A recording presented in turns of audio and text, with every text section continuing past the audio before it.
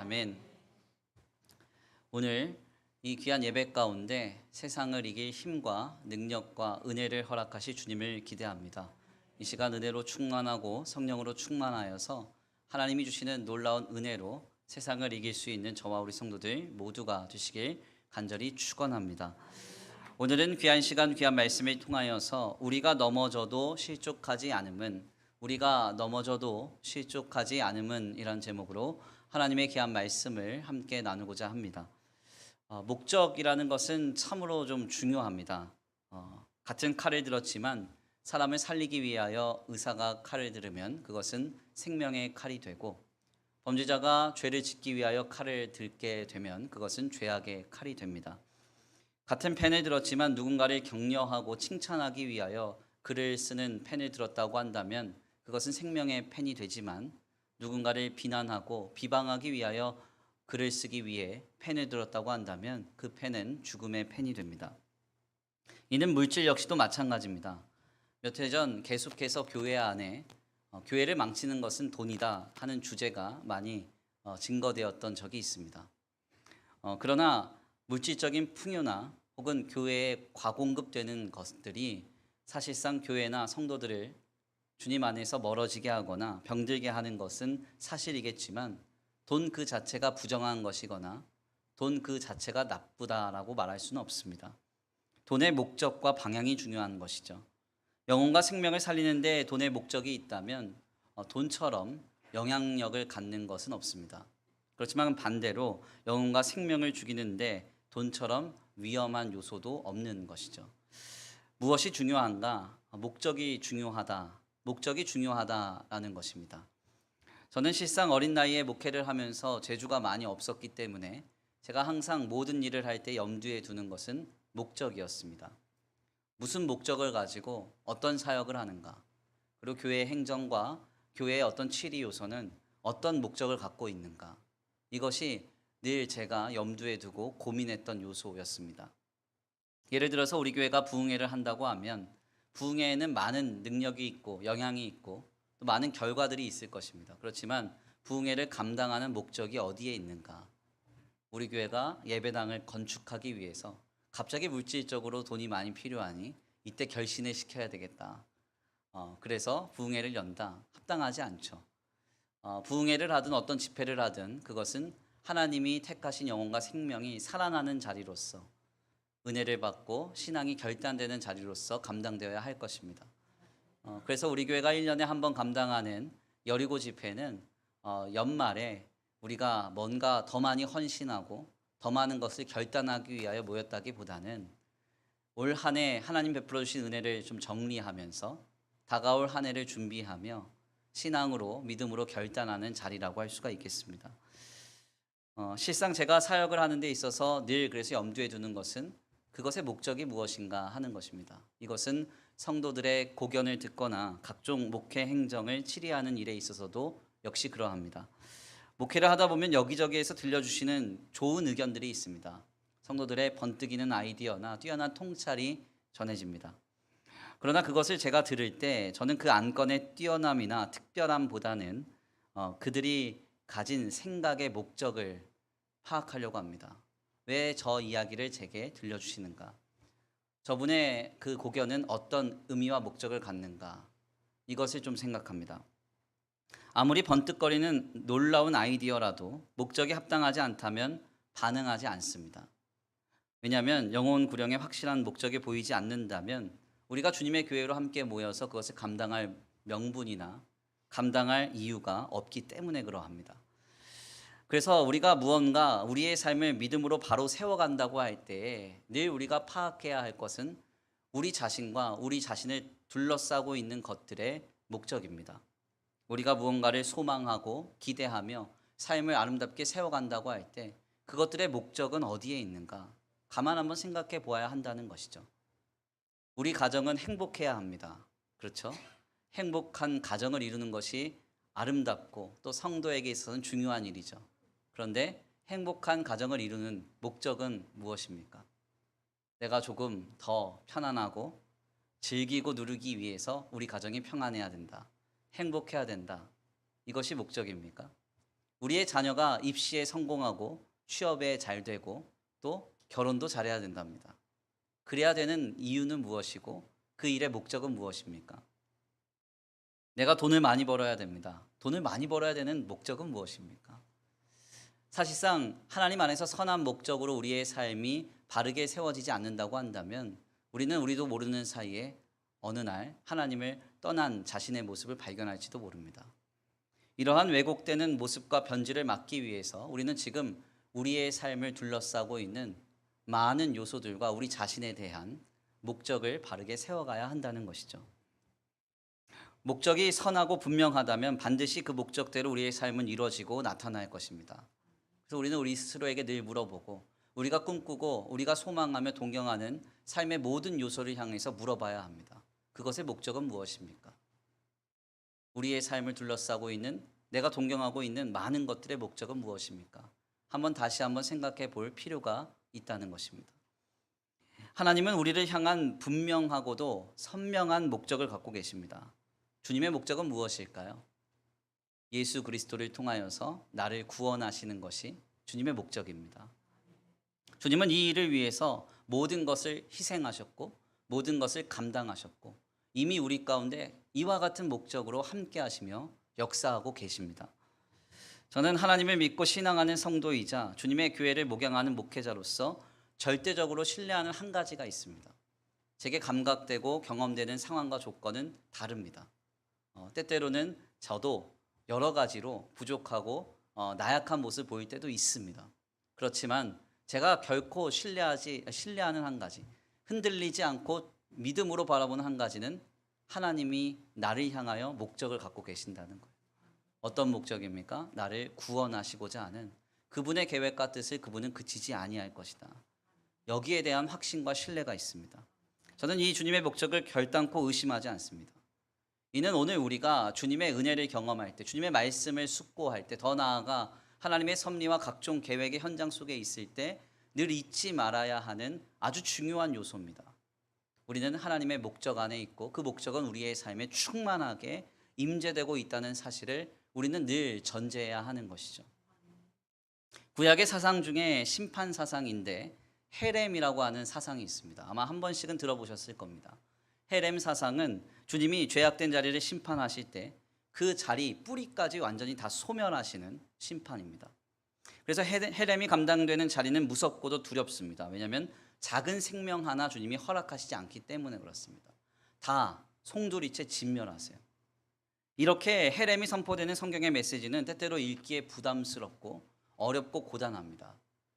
우리에게 잘 전해지는 대선지서, 이사야에서부터 다니엘서까지 아니면 소선지서, 호세아에서부터 말라기까지 이 헤렘이 선포되는 메시지를 들어보면 읽기에 너무 부담스럽고 무섭기까지 해요. 대표적으로 주님은 이스라엘이 가나안을 정복할 때 이 헤렘을 요청하셨습니다. 그래서 그에 따른 결과로 여리고성을 정복한 뒤에 거기서 나오는 모든 탈취물들을 하나도 남김없이 진멸하라 하시죠. 작은 생명 하나 허락하시지 않은 것입니다. 그런데 이때 아간이라는 사람이 일부 좋은 물건을 숨겨서 내 것으로 삼습니다. 이로 인하여서 아이성 전투에서 패배하게 되고 그 일의 원인이 무엇인가를 따라가다 결국 아간의 범죄를 발견하게 되죠. 헤렘을 어긴 것입니다. 이로 인해서 이 아간은 사형을 당하게 되는데 그가 죽은 자리가 그 유명한 아골골짜기가 되는 것이죠. 이렇게도 헤렘은 모든 것을 진멸하는 아주 무서운 심판 사상입니다. 조금도 주님 물러섬이 없고 아주 뿌리까지 모든 것을 다 소멸하십니다. 우리가 이러한 본문을 접하거나 이러한 하나님의 역사를 접할 때 그렇지만 중요하게 늘 물어야 하는 질문이 있습니다. 주님은 왜 헤렘을 명령하실까요? 헤렘의 원인이 무엇입니까? 주님의 목적이 무엇입니까? 그 이유는 간단합니다. 이스라엘 백성들이 가나안 땅에서 그 어떤 우상이나 범죄 사상, 죄의 문화에 물들지 않고 신실한 믿음을 세워가게 하시기 위해서 죄악의 자리를 다 소멸하시고 깨끗게 된 자리에 신실한 믿음을 세워가시기 위한 주님의 회복과 치유의 목적이 있으셨다는 것이죠. 그러니까 이것은 하나님의 놀라운 구원의 목적에 의거한 심판인 것입니다. 주님이 때리고 부수고 소멸하시기가 즐거워서 하시는 일이 아니라 우리로 하여금 치유하고 회복시켜 주셔서 우리를 구원하시고자 헤렘 심판하시는 것이죠. 일전에 암 수술을 자주 집도하시는 의사분에게 그런 이야기를 들었던 적이 있습니다. 암 수술할 때 가장 주의해야 하는 것이 무엇인가? 사실 수술 환경이라는 거예요. 그래서 암을 떼어내는 외과 수술 시에 잘못하면 수술 도구에 암세포가 묻어서 여기저기 다른 장기에 전이 되는 경우가 발생될 수 있답니다. 그래서 옛날과 같이 수술 환경이 좋지 않았을 때에는 작은 암 하나 수술하러 왔다가 그 암세포가 여기저기에 전이 되는 일이 왕왕 발생되곤 했답니다. 그래서 흔히 병원에 관하여서 어르신들이 하는 얘기가 병 때로 왔다가 병 얻고 간다고 하는 말이 여기에서 나오는 거예요. 그래서 어르신들은 이런 일을 많이 보다 보니까 오늘까지도 병원에 잘 가려고 하시지 않죠. 작은 거 하나 때로 갔다가 큰 게 생긴 사람들을 많이 경험했기 때문에 그렇습니다. 그렇지만 오늘날에는 그렇지 않아요. 오늘날에는 수술 환경이 워낙 좋아졌기 때문에 이런 일이 거의 없죠. 중요한 점은 이 암과 같은 악한 세포들은 완벽하게 떼어내기가 어렵다는 겁니다. 외과적으로 수술을 하고 나서도 항암 치료를 하고 방사선 치료를 해서 아주 그 자리를 흔적조차 없이 만들어야 돼요. 그래야 완치가 되는 것이죠. 제 왼쪽 엄지손가락 가운데에는 아주 자그마한 티눈이 있습니다. 뭐 병원에 갈 정도도 아니고 불편할 정도도 아니라서 제가 심심할 때마다 한 번씩 이걸 뜯습니다. 손톱깎이로 뜯어내요. 참 희한한 것은 뜯어도 또 자라요. 왜 그러냐? 자그마한 티눈 뿌리 하나 남아있으면 거기서부터 또 티눈이 자라납니다. 이것은 점도 마찬가지입니다. 우리 여성분들 점 빼러 많이 다니시는데 점 뺄 때 중요한 게 뭐냐면 뿌리까지 잘 뽑아야 돼요. 안 그러면 점 뺀 자리에 점이 또 자라나죠.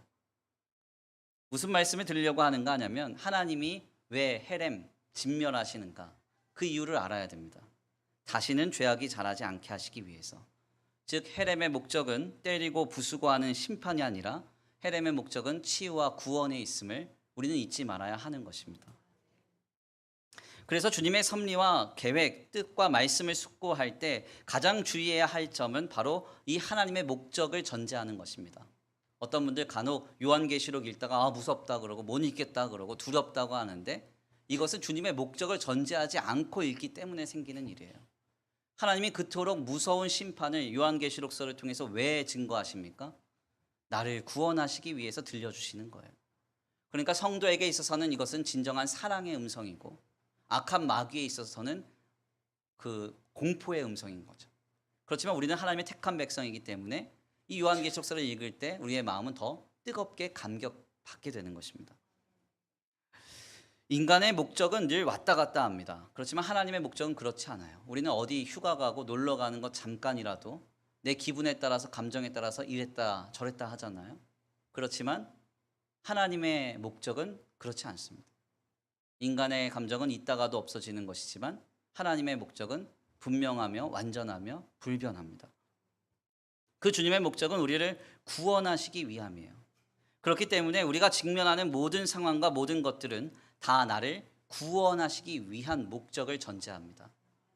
오늘 본문의 말씀은 바로 이러한 방향에서 우리에게 큰 은혜가 있습니다. 본문은 지난 시간에 나눈 말씀에서 이어지는 내용인데요. 주님은 자신이 십자가에 죽으실 일을 앞두고 지속적으로 제자들에게 닥칠 어려움을 가감없이 그 현실을 분명하게 말씀하셨습니다. 세상이 너희를 박해할 것이다. 너희를 미워할 것이다. 이렇게 말씀하셨어요. 제자들은 3년 동안 예수님과 함께 동거동락하면서 예수님이 언제 메시아가 되셔서 왕위에 올라 모든 정치적이고 군사적인 힘을 가지시고 우리는 그 곁에서 언제 호의호식하며 입신양명하며 만사형통할 것인가 이걸 기대하고 있었습니다. 이렇게 부푼 꿈을 가지고 주님을 바라보고 있었는데 주님이 갑자기 말씀하시는 거예요. 세상이 너희를 미워할 것이고 너희를 박해할 것이며 곧 내가 너희와 함께 있지 못하리라 말씀합니다.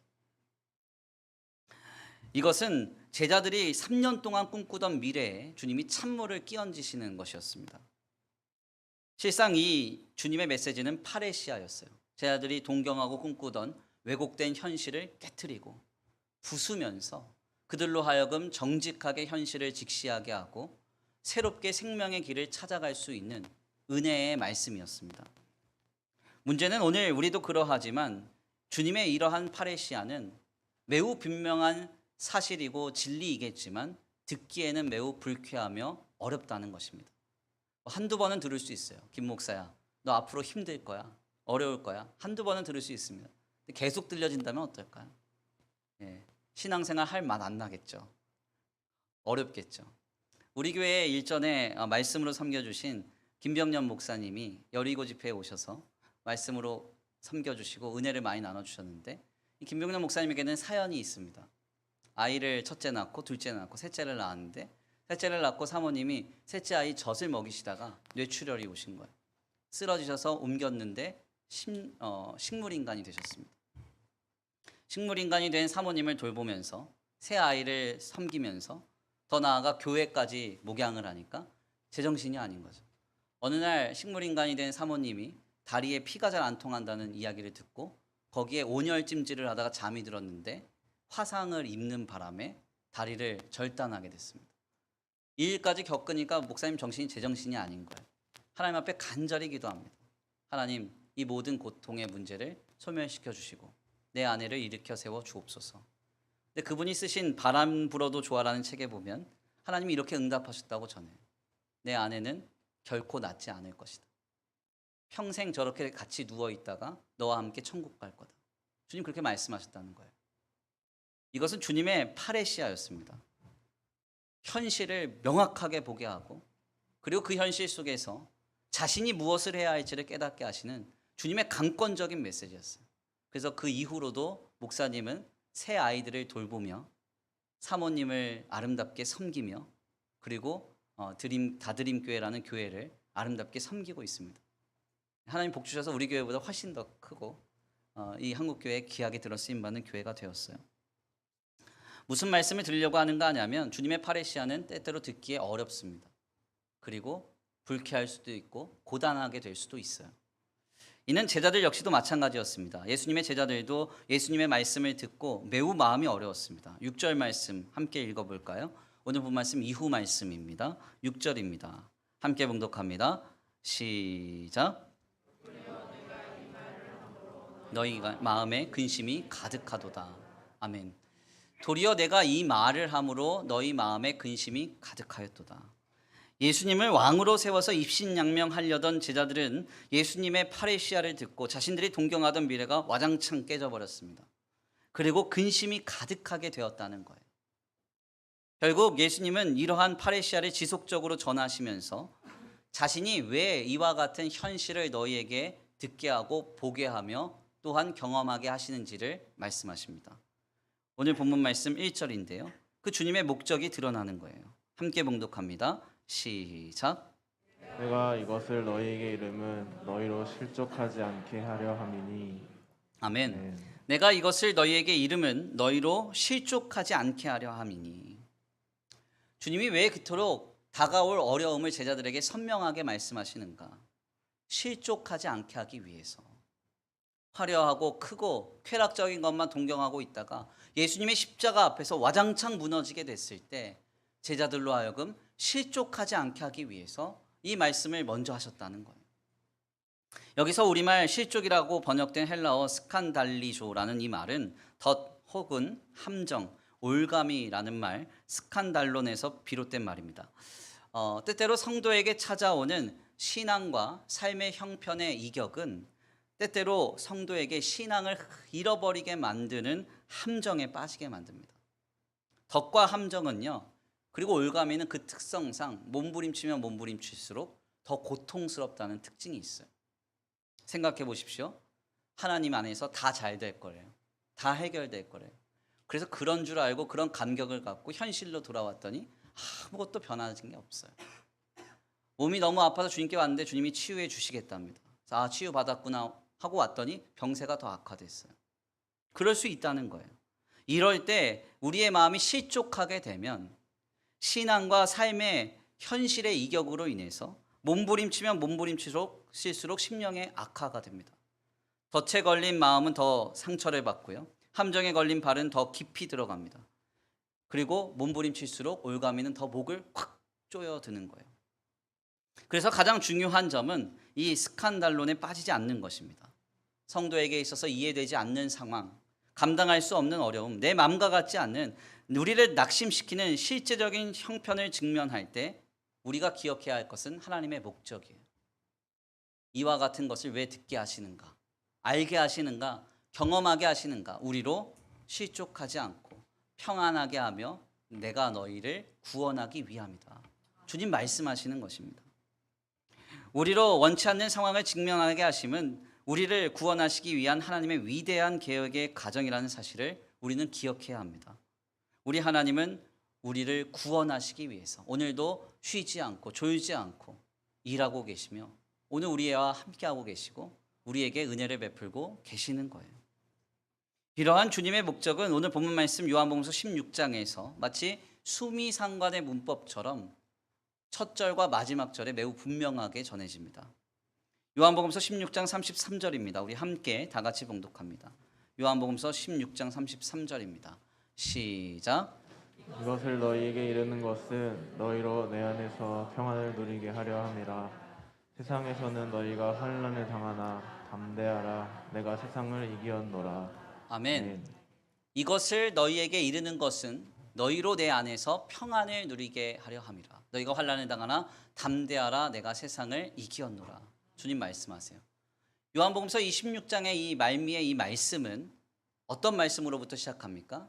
내가 너희에게 이르는 것은 너희로 실족하지 않게 하려 함이니 라고 하는 말씀에서부터 시작된 것입니다. 예수님께서 지속적으로 제자들에게 다가올 상황의 어려움 그리고 자신의 부재함과 같은 불안한 상황을 반복하여 선명히 전하시면서도 주님이 분명하게 그들에게 목적을 말씀하시는 것이죠. 왜 이런 일이 너희에게 들려지느냐? 왜 너희에게 경험되느냐? 너희에게 이것이 왜 감각되고 확인되느냐? 바로 이것은 너희로 실족하지 않고 평안을 누리며 너희가 이김으로 구원받게 하려 하심이라. 주님 말씀하시는 것입니다. 즉 우리를 구원하시는 하나님의 목적이 있다는 거예요. 우리는 모든 순간에 이 목적을 잊지 말아야 합니다. 내가 보기에 원하지 않는 상황, 내 뜻과 같지 않은 현실, 우리의 삶에 이해되지 않는 모든 삶의 여정을 지날 때 하나님은 나를 구원하시고자 하시는구나. 이것을 늘 전제해야 한다는 거예요. 하나님께서는 당신을 향한 위대한 목적이 있습니다. 아주 유명한 문구입니다. 한 번씩은 들어보셨을 거예요. 하나님께서는 당신을 향한 위대한 목적이 있습니다. 이 말은 그 유명한 세들백 교회 리거렌 목사가 목적이 이끄는 삶이라는 책을 통해서 처음 전한 메시지입니다. 너무나 단순하고 때때로는 이 당연한 이야기 아니야 하는 이 명구가 놀랍도록 수천만 명의 성도들을 일깨웠고 감동시켰고 도전했습니다. 그 이유는 무엇인가? 우리는 우리의 인생을 살아가면서 우리를 구원하시기 위한 하나님의 위대한 목적이 우리 가운데 있음을 잊고 살 때가 너무 많다는 것. 분주하고 이런저런 고통과 어려움 속에서 그것에만 몰두되어서 하나님이 나를 향한 위대한 목적을 갖고 나를 구원하시기 위해서 내 삶을 이끌어가고 계신다는 사실을 우리가 너무나 쉽게 간과한다는 것이죠. 아무 일이 없었을 때에는 주님의 목적을 잊고 살아가는 것이 전혀 문제가 되지 않습니다. 그렇지만 우리의 삶이 흔들릴 때에는 어떻습니까? 나를 향한 주님의 목적을 잊을 때는 우리는 아주 심각한 상황에 빠져들게 돼요. 주님의 목적을 잊고 살아가는 자는 고통의 문제 앞에서 심각하게 낙심할 수밖에 없습니다. 무엇을 생각해야 됩니까? 상황과 현실과 조건과 형편이 아니라 내 삶을 쥐고 계시는 주님의 목적을 신뢰해야 돼요. 하나님은 나를 향한 위대한 구원의 목적을 갖고 계세요. 오늘 우리가 숨을 쉬고 오늘 우리가 살아가는 모든 순간은 하나님이 허락하셔서 지금 우리에게 감당되는 것입니다. 지금 이 순간이라도 주님이 나는 너의 삶의 모든 목적을 맞췄다 하면 우리는 다 하나님께로 돌아가야 돼요. 김 목사, 너 열심히 살았다. 나는 너를 향한 목적을 다 끝냈어. 그럼 저는 이제 주님 곁으로 가야 되죠. 젊으나 건강하나 어리나 관계없어요. 주님의 목적이 끝나면 우리의 삶도 맞춰지는 것입니다. 그렇기 때문에 이 말을 거꾸로 하자면 우리의 삶의 모든 자리와 모든 순간은 하나님의 목적으로 가득 차 있다는 거예요. 목적이라는 말의 다른 의미를 말하자면 방향이라고 할 수 있습니다. 그러니까 하나님께서는 나를 구원하시는 방향으로 내 삶의 모든 순간에 나를 인도하시고 나와 함께 하시며 내게 역사하시고 내 삶을 허락하고 계신다는 거예요. 그러므로 우리는 삶의 모든 순간에 우리에게 경험되는 모든 상황 속에서 주님의 목적을 알고 보고 듣고 발견해야만 합니다. 아무리 직면하기 싫고 상상하기도 부담스러운 현실이라도 그것을 마주하게 하심은, 그것을 듣게 하심은, 그것을 알게 하심은 나로 실족하지 않고 평안하게 구원의 여정을 이뤄가시는 하나님의 목적임을 알아야 한다는 거예요. 만약에 내 몸이 고단합니까? 이렇게 생각해야 돼요. 이 몸이 아픔으로 하나님이 나를 구원으로 더 가까이 부르시는구나. 아멘. 그래서 미우라 아야꽃처럼 평생을 남편의 도움 없이는 살아갈 수 없는 연약한 육신으로 살아갔지만 그로 인해서 더 깊이 하나님과 교제했던 것처럼 하나님은 나를 구원하시는 목적으로 내 삶을 인도하고 계십니다. 고백해야 돼요.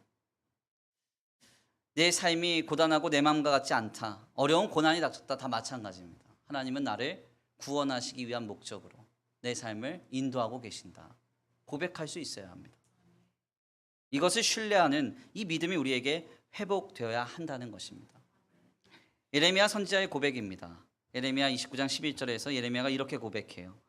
여호와의 말씀이니라 너희를 향한 나의 생각을 내가 아나니 평안이요 재앙이 아니니라 너희에게 미래와 희망을 주는 것이니라. 아멘입니까? 예레미야가 이 말씀을 선포했을 당시에는 이스라엘 민족이 그다지 형편이 좋지 않았습니다. 바벨론 왕국이 쳐들어와서 남유다 왕국은 이제 모든 것이 다 멸망할 위기 가운데 있었어요. 다 불타고 다 없어지고 뛰어난 인재들은 다 포로로 잡혀가서 엄지발가락이 잘리거나 두 눈이 뽑힌 채로 줄줄줄 이렇게 바벨론으로 쫓겨가야 하는 그런 형편이었습니다. 곧 멸망을 당해서 모든 것이 망할 일만 남았던 그때 예레미야가 말합니다. 너희를 향한 나의 생각을 내가 하나니 평안이요 재앙이 아니니라 너희에게 미래와 희망을 주는 것이니라. 이것이 하나님의 말씀이다. 이것이 하나님의 목적이고 이것이 하나님의 뜻이다 말합니다. 이스라엘 백성들에게 무엇을 잊지 말라는 것일까요? 하나님의 목적을 잊지 말라는 것입니다. 우리가 지금 경험하는 현실과 이 절망스러운 이 상황은 하나님의 목적이 전제되어 있다는 거예요. 하나님은 절망 가운데서도 우리로 실족하지 않게 하시고 평안을 주시는 구원의 목적을 우리가 기억하고 있기를 기대하고 계십니다. 여기서 한 가지 중요한 점은 하나님의 목적이 분명하다고 해서 우리가 경험하는 현상이 그 목적과 확실하게 부합되진 않는다는 겁니다. 주님의 목적은 선명하고 분명하지만 내가 경험하는 현실은 너무나 다를 수 있다는 거예요. 분명한 것은 주님은 주님의 목적대로 우리를 빚어가실 것입니다. 우리를 반드시 구원하실 거예요. 그렇지만 우리가 경험하는 현실은 그것이 확실하게 와닿지 않을 수 있습니다. 저도 이제 조금 있으면 이제 40이 됩니다. 네. 언제 될까? 네, 조금만 지나면 돼요. 인생은 이해되어서 살아가는 것이 아니라고 생각합니다. 살다 보면 이해가 되고 받아들여지는 것이라고 생각해요. 가만 생각해 보면 인생에는 난제가 너무 많습니다. 해석이 안 되고 이해가 안 되는 상황, 뭘 하든지 내 맘과 같이 흘러가지 않는 그런 상황이 너무 많아요. 제가 새벽 기도의 시간을 통해서도 말씀을 잠깐 드렸습니다. 화요일 날 제가 파마를 했습니다. 파마를 했는데 비가 와서 파마가 제대로 안 됐습니다. 제가 파마를 하는 이유는 간단합니다. 제가 20살 때부터 말씀 강단에 섰기 때문에 너무 어려 보인대요. 어려 보이게 태어난 걸 어떻게 해요? 그래서 어떻게 하면 좋을까? 머리를 올리랍니다. 이마를 보이면 좀 늙어 보인대요. 늙어 보이려고 머리를 올리기 시작했는데 올리면 올릴수록 이마가 넓어져요. 머리가 빠지는 거예요. 생머리다 보니까 뭐 스프레이도 뿌리고 뭐 왁스도 뿌리고 하니까 머리가 안 올라가요. 그래서 어떻게 하면 머리가 안 빠질까 고민을 좀 하고 있었는데 어느 날 친가 모임에 이렇게 갔거든요. 친가 모임에 갔더니 작은 아버지를 싹 봤더니 작은 아버지가 탈모가 오신 거예요. 더 불안해지는 거예요. 그래서 파마를 해야 되겠다. 그때부터 파마를 했습니다. 3개월에 한 번씩 파마를 하는데 하필이면 이 화요일 날 비가 많이 왔어요. 그래서 그런지 파마가 안 됐습니다. 나오려고 하는데 그 미용사 아저씨가 저한테 그래요. 미안했는지 파마가 너무 안 돼서 이틀 뒤에 다시 오래요. 다시 파마해 준다고. 이때부터 난제가 생겼어요. 파마를 다시 하자니 머리가 빠질 것 같고 파마를 안 하자니 돈이 아까운 거예요. 그래서 고민을 하다가 그래 그냥 가자 돈 아깝다 해서 갔습니다. 이틀 만에 파마를 다시 했는데 아저씨가 벼르고 계셨어요. 파마에 성공하리라. 파마약을 거의 한 1.5배 이상 쓰신 것 같고요. 말아놓고 풀질 않으시는데 얼마나 불안한지 막 머리가 막 빠질 것 같아요. 이러지도 못하고 저러지도 못하고 그러다 풀기 시작하는데 역시나 머리가 푸들이 됐습니다. 그 아저씨도 이게 푸시다가 이게 너무 이게 좀 민망하셨나 봐요. 그래서 풀다가 너무 심하게 됐으니까 저한테 하는 얘기가 몇 번 감으면 파마 풀린대요. 당연한 얘기를 하고 계세요. 그러니까 인생은 그런 것 같아요. 이러지도 못하고 저러지도 못해서 이게 낫겠다 선택했는데 그것도 내 맘과 같지 않아요. 그리고 뭔가 맡겼는데 제대로 되는 게 없어요. 몇 주 전에 제 서재 지붕에요. 새가 둥지를 튼 것 같다는 말씀드렸습니다. 여전히 그 새는 제 머리맡에 있습니다. 예, 자기 기분 따라서 한 번씩 막 지붕 긁기도 하고요. 소리도 내고 이래요. 이제는 좀 몸집이 좀 커졌는지 한 번씩 쿵쿵거립니다. 예, 그래서 가끔 착각해요. 쥐인가 이게 새인가 착각을 합니다. 너무 처음에 좀 답답하고 신경이 너무 많이 쓰여가지고 어떻게 하면 좋을까 좀 고민을 하다가 입구를 막자 이렇게 결론을 맺었어요. 입구를 막으려고 했더니 고민이 되는 게 막으면 어미새가 와서 먹이를 줘야 되는데 먹이를 못 주면 얘네들이 거기서 굶어 죽을 거 아닙니까? 그럼 거기에 사체가 생기는 거잖아요. 그럼 이게 또 문제가 더 심각해질 것 같아요. 그래서 이러지도 못하고 저러지도 못하고 그러고 있다가 결론을 냈어요. 겨울까지 참자. 날 추우면 둥지 떠나겠지 생각했어요. 요즘에도 막 소리가 들려요. 그리고 좀 때때로는 조금 불쾌하고 좀 마음이 어려운데 그럴 때도 그냥 이해합니다. 너 빨리 커서 나가라. 그러면서 이제 계속 그러고 있어요. 인생의 순간은 그렇습니다. 제 마음대로 할 수 있는 게 많이 없어요. 이렇게 해도 안 될 것 같고 저렇게 해도 안 되고 방법이 없는 순간을 많이 만납니다. 이게 우리의 인생이죠. 마지막으로 저의 이모님의 이야기를 한 번 더 들려드리겠습니다. 제가 강단에서 많이 말씀드려서 더 이상 말씀 안 드리려고 하는데 마지막으로 말씀드릴게요. 저희 이모님은 저희 집안에서 처음 신앙생활을 하신 분입니다. 지금은 목사님이시고 지금은 이제 하나님 곁으로 가실 어르신들을 복음 전하고 인도하시는 사역을 하고 계세요. 저희 이모님은 처음 신앙생활을 우리 가정에 가지고 오신 분이고 그래서 이모님의 신앙이 없었으면 어머니 신앙도 없었을 것이고 그럼 저도 신앙생활을 안 했을 겁니다. 그런데 저희 이모님의 삶은 복을 받으시기는커녕 인생의 어려움이 너무 많으셨어요. 첫째 아이는 주일학교를 가다가 교통사고로 먼저 세상을 떠났습니다. 5살, 6살 그쯤에. 아이를 키우면서 한참 어려움이 많았을 그때에는 남편은 가난 말기로 소천하셨어요. 그때부터 가세가 많이 기울어졌고 지금까지도 그 고난의 어려움을 짊어지고 계십니다. 본인도 몸이 많이 안 좋으셔서 간이 좋지 않으셨어요. 간 한쪽이 허물어지셨고 한쪽에 이제 간 경화가 왔다 그랬는데 기도하시다가 하나님이 은혜의 빛을 확 감싸주시는 은혜를 경험했고 그때 간이 회복되셔서 지금까지도 사명을 잘 감당하고 계세요. 가만 좀 생각해 보면 저희 이모님의 인생 속에서 저는 조카로서 한 번도 신앙생활의 여정에 대해서 한탄이나 후회나 불평을 들었던 적이 없습니다. 저를 붙들고 하나님 무심하시기도 하지 어떻게 나한테 이럴 수 있나 이런 말씀 하신 적이 없어요. 한 번도. 30여 년째 뵙고 있지만 늘 기도하시고 늘 하나님 앞에 신실하게 할 수 있는 대로 사역을 감당하고 계세요.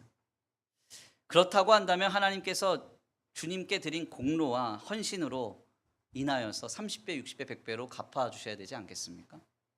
그런데 전혀 그런 거 없고 여전히 고난 속에서 열심으로 주님을 신실히 신앙하고 계십니다. 무엇을 말씀드리려고 하는가? 우리가 영위하는 인생은 합리적이라서 감당되는 게 아닙니다. 이해가 되어서 걸어가는 길이 아니라는 거예요. 해석이 되지 않고 때때로는 너무나 고단하며 종종 마음대로 할 수 없는 그리고 우리의 마음과 같지 않는 형편을 직면하는 것이 우리의 인생의 현실입니다. 그러나 그때마다 주님이 우리에게 들려주시는 이야기가 있습니다. 나는 너를 향한 위대한 목적이 있다. 아멘. 무엇이라 말씀합니까? 내가 이것을 너희에게 이름은 너희로 실족하지 않게 하려 함이니 이것을 너희에게 이르는 것은 너희로 내 안에서 평안을 누리게 하려 함이라. 세상에서는 너희가 환난을 당하나 담대하라. 내가 세상을 이기었노라. 아멘. 또 주님 말씀하세요.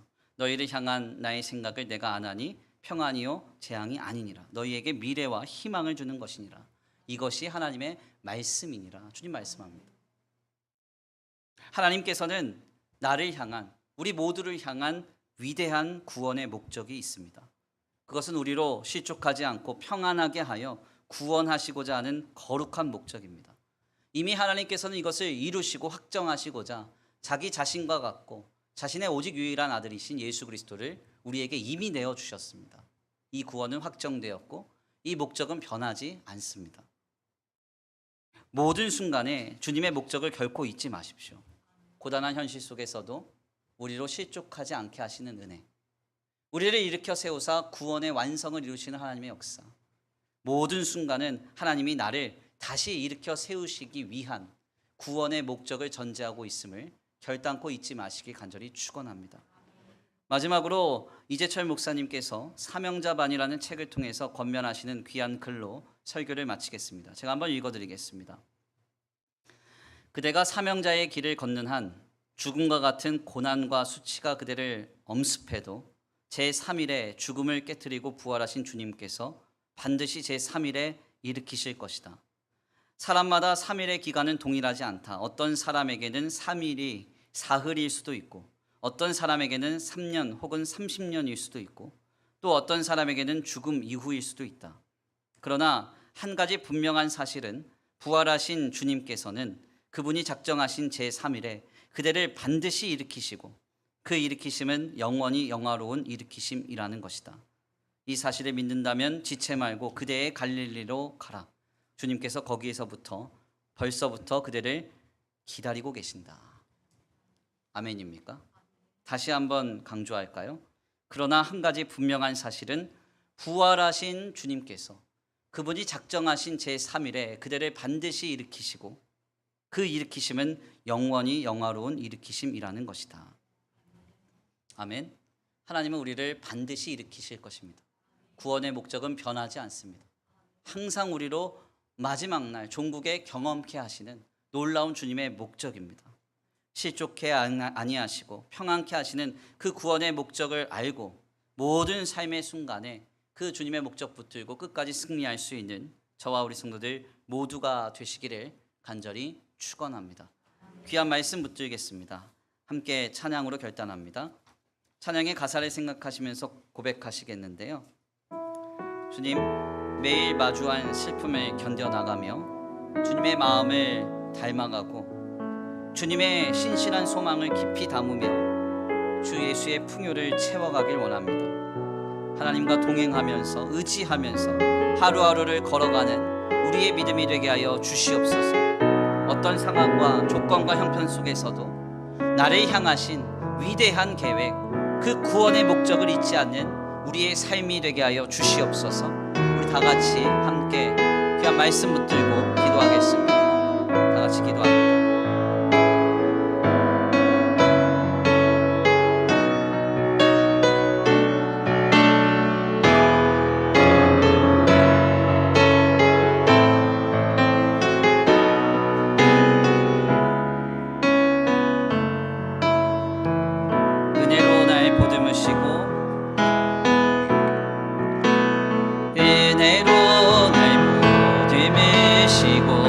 사랑으로 품어주셔도 사랑으로 품어주셔도 내 마음 한 자락도 지키지 못하니 이 모습 부끄럽습니다. 따스한 곁을 내어주신 따스한 곁을 내어주신 주님 앞에 나아갑니다. 표현 못할 긍휼로 나를 붙드시는 이 모습 주님만 바라봅니다. 다시 한번 고백합니다. 은혜로 날 보듬으시고